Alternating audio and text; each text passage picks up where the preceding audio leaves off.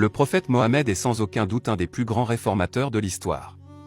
Preuve en est qu'il a guidé une nation tout entière sur le chemin de la justice, du sacrifice et de la paix, après qu'elle ait été divisée et belliqueuse durant l'époque pré-islamique. Il a montré à sa nation le chemin du développement et de la civilisation. Ceci n'est la conséquence que de sa personnalité, admirable, forte et respectable.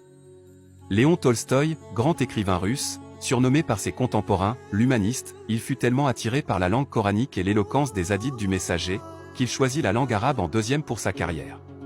Il s'intéressa aux religions, après étude il favorisait l'islam où il a trouvé, à travers les hadiths du messager beaucoup de similitudes avec ses propres idées. Dans son livre « Hadiths de Mohammed », édité en 1910 à Moscou, il rapporta des hadiths du prophète, Dieu lui accorde la grâce et la paix, qu'il a commenté et traduit en russe.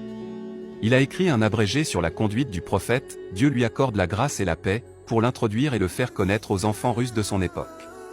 Il énuméra les hadiths ayant rapport avec le travail, ceux-ci lui servirent d'exemple pour appuyer la constance dans ses œuvres. Il recommandait les principes de l'islam pour une meilleure éducation de l'être humain. C'est la plus grande énergie pour l'éclairement de l'homme, aimait-il répéter. Tolstoï a découvert qu'il avait une très forte inclination pour l'islam, il trouvait plusieurs similitudes avec ses idées. Il a ouvertement déclaré son amour pour Muhammad, Dieu lui accorde la grâce et la paix, dans un discours historique fait le 13 mai 1903, ce fut en réponse au discours d'adieu du messager qu'il prononça lors de son dernier et unique pèlerinage.